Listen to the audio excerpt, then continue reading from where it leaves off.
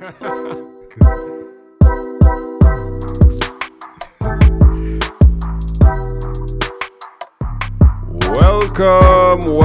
to the Trinity Tech Cast. This is episode chapter. I say chapter. Wow, my goodness. You know what? Anyhow, this is episode 62. My name is Mr. Charles, Andre Charles from makeITsimpleTT, and you're into the Trinity Tech Cast, where two Trinis, we seem to talk about technology for 62 episodes straight. This is quite a feat. Quite a feat. I'm still thinking about what episode 100 will be. But that is when you have a long-term mindset, because at the end of the year, I think we're going to make 100 episodes, if I calculate it properly. But we'll see how that goes. Yeah, my co-host here. Just now, wait for it, kids. Wait for it. Wait for it. Yes, I'm Akim from Redbit Tech. Akim. Yeah, it's not a big deal. It's not a big deal anymore. All right. You know, I will not say that is a big deal. I will just say that our guest brought it out of you, with who I will introduce just now. But ladies and gentlemen, for those of you who always wanted to know, the name of my co-host is Akim from Redbit Tech. And his sobriquet has now become his the second part of his name. Are you going? You good?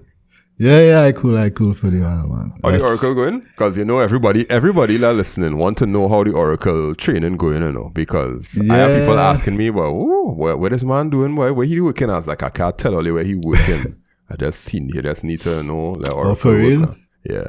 Yeah, no, I mean, it's like the real basic foundation courses, like the Oracle Cloud Foundations. You know? So I just finishing up the course, and I think I'll just go and write the exam one time tonight. And nice.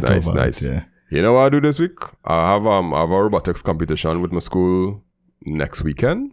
There's the Lego robotics. Yeah. And it's 2 weeks before the competition, and the children and them starting to kind of get antsy, and they're starting to feel the competition vibe now. And I get the competition vibe too.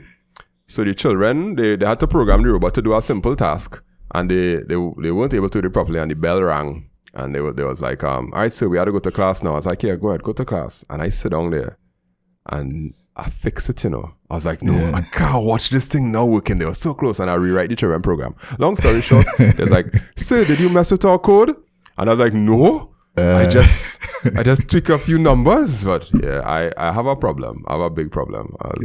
I was getting overly invested. But that's okay. You invested in Oracle. I invested in children coding our robots. Well, for now, I just doing Oracle, and I think I'll pivot into AWS one time too. All right. Well, then I'll have to ask you some questions. You know who might know a little bit about AWS? We don't know. We're not too sure. But our guest today is Mr. Simon Fortuné. He is from Pesh Money Limited. All right. Well, just say Pesh. Pesh is easier way. Just say Pesh is easier way to say it. Yeah. So this is Mr. Simon Fortuné. Yeah. I would have heard him on a previous podcast. A podcast I was recorded in my studio, the Big Potato Podcast, and one of the hosts on that podcast is his brother. So I was like, hey, I want to talk to this guy. And he gave me the contact, and it turns out Simon listens to us. So good evening to you, Simon. How are you going? You good?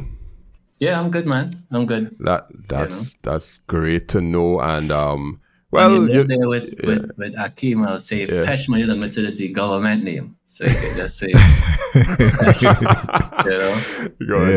Yeah. Well, it turns out he's a listener to the podcast also. I didn't know that he was a listener, and he actually, to prove that he listens, he spoke about something that we said on the podcast. So like your street cred on 100. Yeah. You validated yourself. So welcome to the show. Yeah, we start on a high note. It's good to be here. Good to chat with you all and be on the podcast. You know, as a fan. You know, first time caller, long time listener. There's no way to grow up listening to the radio. You know. Yeah. All right. So what we normally do is we start off by just trying to find out about who you are, boys. So let's go with your technology history in terms of, let's say, what got you into technology? So, Akim, what just get you into technology again? Me? So, for me, it was like when I was younger, like 5 or 6 or whatever. Like, I think my dad got me a laptop. Yeah. And that was kind of what kind of sparked the interest. So that laptop, I actually it had times I was so bored, I used to just go through every single folder and directory in the computer and all the files and just look and see, what does this do? To just try and figure out everything. So that, as well as I have an uncle that's a computer technician, and my dad is he's a security and he's a network engineer. So, growing up, people like that, it kind of was. It was right there. It was around, yeah. So that was kind of my. Yeah. I don't think you ever tell me that, that I think that's the first time I hear that. Yeah. Okay. All right. Well, we'll save my technology history for some other time. Stuart, not Stuart. You know why I call you Stuart? Because every time the Stuart come and record here, I'll have to be like Stuart, because he's always have little issues with his mic and thing. Yeah. Simon, what is your technology history? Why did you get into tech? How did you get into tech? And I don't know, what was the spark? Yeah, I mean, I think I've been into computers and technology as long as I know myself, So we were very lucky growing up, to have a computer in the house. I think the first one we had, you have me thinking what was the Don't say a Commodore 64. If you say a Commodore 64, nah, it was an IBM PS1. Oh my goodness! Now that I think of it, I think that was the second one actually. The first one had them big diskettes, and it was one of them. Yeah, the 5.5. The first one I really remember getting into was that PS1. And then I was always into design as well. So grow up drawing, really into art, paint, and all that type of thing. So when I started to really get into computers, design came along with that too. So working in Adobe and Corel Draw and all of those types of things. Corel Initial Draw, graphic design. Yeah. TBT. Wow. Yeah. So a lot of those older things, and then I got into web development, and that came along with design as well. So that was all in secondary school and all of that. What school did you went to? I went to CIC. Okay. And then I'm one of the few, the proud convent boys for A levels. Oh. So I went to I did CXC and all that stuff in CIC, and then I went to convent St. Joseph, in Port of Spain. Did my physics and maths, advanced and English. That was probably a very good experience. Well, I'll tell you this, and I tell everybody who asks me about that, I tell them the main thing I learned from that is you could be smart, but being a smart guy in that environment, it just brought out the competition. You're a boy in a girls' school and you get a higher mark from them than them. Yeah. They're like, nah. So they're coming back harder. And so it's it was a very competitive but collaborative environment, and, made a lot of friends, and it was great. Nice. Okay, cool. So physics, maths, and what? And English. No, and pure maths. You said pure maths. Oh, add maths. Yeah. No, at GC, you did GC. Oh, okay. It'll be further maths or whatever. Further maths is what you call it. Yeah. So right, it's one of those. Yeah. And then I did physics, maths, and I did biology. So I did biology. Me too. Yeah. I do the same thing: physics, maths, and biology for A levels. Yeah, because I just wanted to be an engineer. I was like physics and maths and whatever else it had. Yeah. So since then, just into the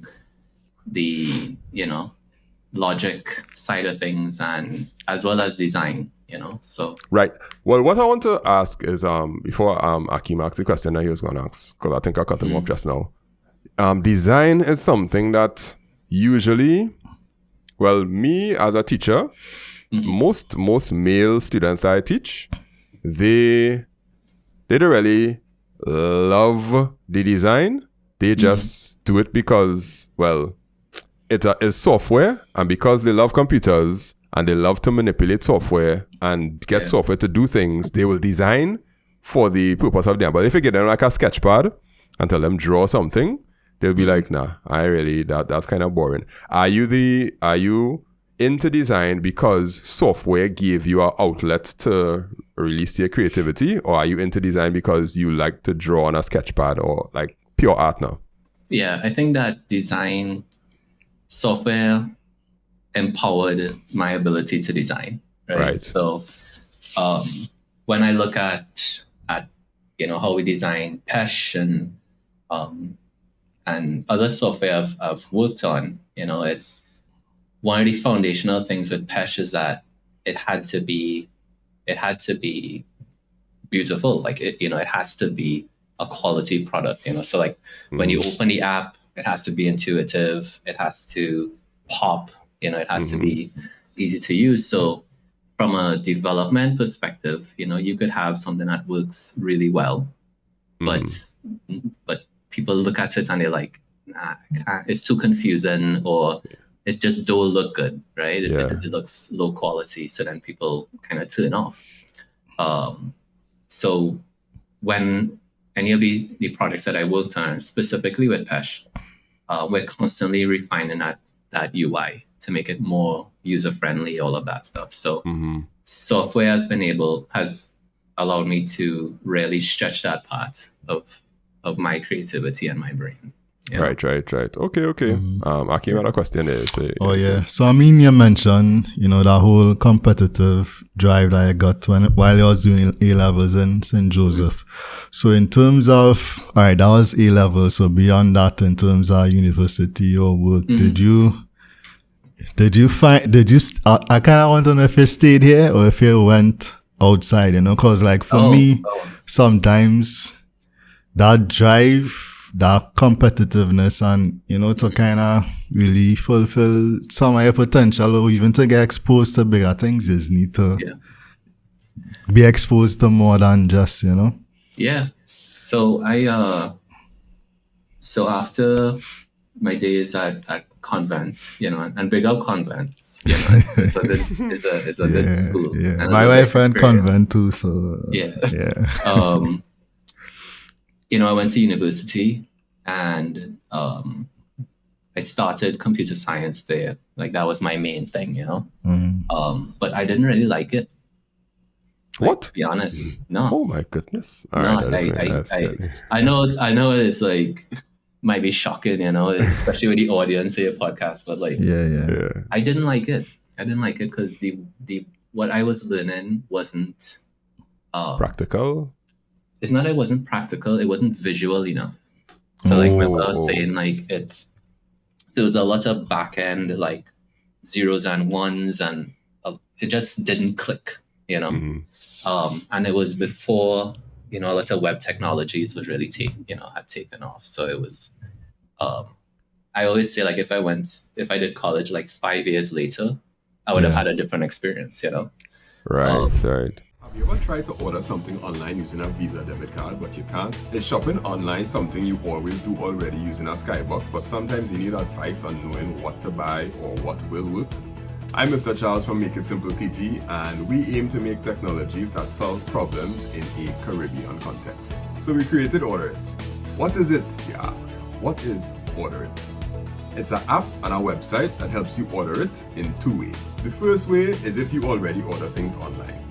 You're familiar with using a Skybox, you're familiar with using a credit card, but sometimes you don't always have answers to certain questions, like which laptops will get a warranty in Trinidad, which phones will work on the Digicel network or the mobile network. So our app helps you order it. Every product that we list in the app, we will let you know the truth based on the experience of 20 years of ordering things online and using various Skyboxes in Trinidad and Tobago.